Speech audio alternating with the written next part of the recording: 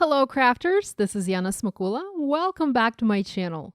In this video, I will show you how to create a stunning night sky, sort of like a galaxy background for handmade cards with the help of Hero Art's stamps and inks. This technique, while looks complicated, is very easy to replicate and it is sure to give you great results, so don't be afraid to try it.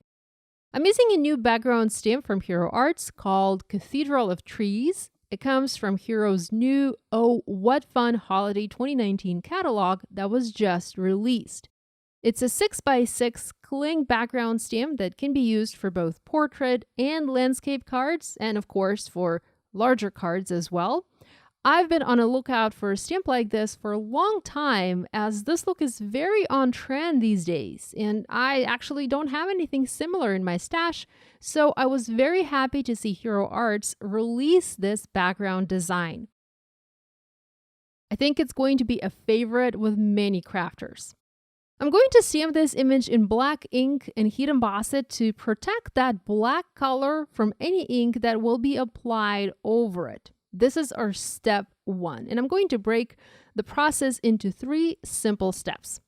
I'm using a Misty stamping tool. I've already positioned the stamp. I also have already picked the paper for this background. Notice that I'm not using white cardstock. This is actually Hero Arts Arctic cardstock. It's been cut to 4 1/4 by 5.5 inches and will make the front of my card. You can, by all means, start with a white panel. I have found that it is easier to start with a light blue panel instead. Whenever I plan to do a lot of ink blending, I tend to start with colored cardstock. It's a little cheat that makes it easier to do the blending. I've treated the paper with anti-static powder tool, and I have already inked up my stamp with Hero Arts clear embossing ink. I am going to double ink it with embossing ink first and then with black ink. Now, why am I doing it this way? Well, I want to heat emboss this image on the paper, but the black ink I'm using is not necessarily pigment ink. It's dye or hybrid ink, and this type of ink doesn't stay wet as long as I would like for it to stay for heat embossing. So by stamping the image in clear embossing ink first, I already have that wet layer on my paper that's ready to catch the embossing powder, and now I'm just adding the color, the black color over it. You can, of course, heat emboss your image using black embossing powder, but embossing powder tends to stick where it's not wanted. So when it comes to the black color, I prefer to stamp the image in black ink and then use clear embossing powder over it. It's just a little cheat.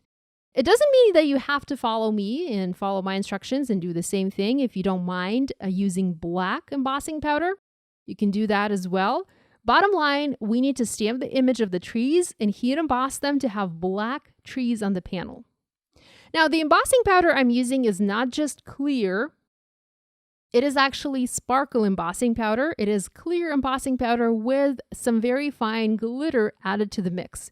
I love using it for snow and sugar effects on my cards, and I thought it would look really awesome covering the trees. You might also notice I have some slight smudges in the center of my panel. I wasn't really careful enough and I got some ink transfer when I was stamping the trees. It's not a problem. I will be doing ink blending over the panel, so it's not going to be visible in the finished card. I like to heat set embossing powder with glitters from the back of my paper. This prevents the glitter from taking off and flying all over my desk, and it prevents from creating a mess, from having a mess on my desk. Having heat set the trees, we can move to step number 2, which is ink blending. Here, you're going to need to use several colors of ink and several ink blending tools to create a night sky. I like to use a few blue and purple pads for this, including Hero Arts reactive inks, as they will give us that beautiful reactive sky look. I'm starting with the darkest blue in the Hero Arts ink line, which is navy. I actually misplaced my navy ink pad. I know it's somewhere, I just couldn't find it. So I'm using the navy section from the Pool to Navy Ombre ink pad. I do this a lot because for some reason I keep losing my navy ink pad all the time. I've created a protector for my fingers. This is just a piece of low-tech tape that I've added to the fingers sticky side up. This helps to keep my fingers clean and prevents my background from having inky fingerprints. I'm adding blue all around the edges of the panel, coming about 1 inch into the center. Next, I'm going to add some purple accents using darkest purple from Hero Arts, which is grape juice. I'm adding purple in 3 sections on the background, forming a triangle. Next, I am going back to the navy ink and softening the purple edges with blue. Notice that I'm not reapplying the ink to the ink blending tool, but rather blending with whatever ink is already there. Next, I'm going to use Hero Arts Blue Hawaii ink, which is a reactive ink, meaning when spritzed with water, this ink will move and react to it.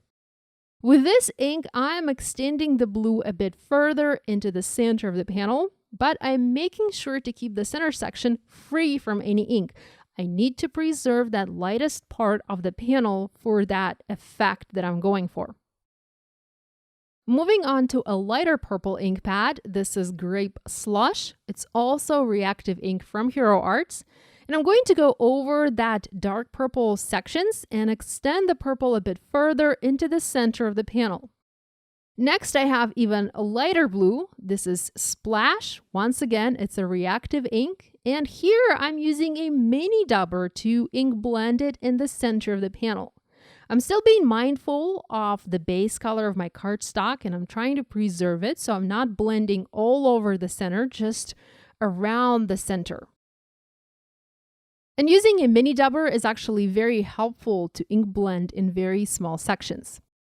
Key to successful ink blending is, of course, going back and reblending the sections. So I'm doing that to soften the transitions between the colors. Next, I also have Hero Arts Sea Salt Reactive Ink. This is a white ink. And again, I'm using a mini dabber to blend it in that center section. This time, I'm actually covering the base color of the cardstock that I have in the center.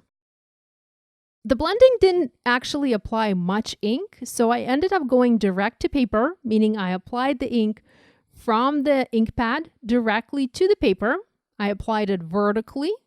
I actually swiped the ink pad up and down a couple of times. And then I'm just using the dauber and ink blending it out, creating sort of a vertical crack in the sky. To finish blending, I'm going back to the darkest navy ink and reapplying it to darken the edges. I really want them to be almost black. I'm not using black ink here because it's going to blend in with the black trees, so I'm just going very heavy with the blue ink. I'm also reapplying the darkest purple to intensify those purple highlights in the sky. While this does look complicated, you're probably thinking this is too much ink blending. The whole blending process took less than 7 minutes. I think that's pretty good. Okay, at this point, I'm very happy with the background and I'm ready to move to the next step, step number 3, which is activating the ink. Here you can use water and spray the background with some water. I like to use Hero Arts Iridescent Shimmer ink to add both shimmer and sparkle to the background and, of course, activate the ink. I'm being rather generous here and adding a good amount of this product. Now, I left my panel to dry for about 30 minutes. I did not use a heat tool, and once the ink was dry, I wiped any ink splatter away from the heat embossed trees where I didn't like it. To add more stars to the sky, because we already have little specks of stars from that iridescent shimmer spray, but to add more stars, to add more prominent stars, I'm using a white pen. This is Sakura pen in size 8, and I'm adding a bunch of white dots in various sizes. At this point, our background is finished, and it is ready to be used on a card. I made a very simple card. I trimmed the background down just a little bit and added it to an A2 white card base. Next, I white heat embossed a sentiment that reads, "May peace, love, and prosperity follow you always." This sentiment comes from a new holiday messages and icons set, also from Hero Arts. I heat embossed it on red cardstock. This is Hero Hues Cranberry, and embellished the card with red enamel dots from the Sunset set, also from Hero Arts, and it's yet another new product from Hero this year. This card design, while uses holiday products, is not necessarily a holiday one and can be used all year round. It can also be used for Christmas. I hope you enjoyed this tutorial and you will give this ink blending idea a try. If you do, please share online and tag me. I always love seeing what you guys are making. If you're new here, do subscribe and hit that bell icon to be notified about every new upload. Love you guys. I'll see you next week.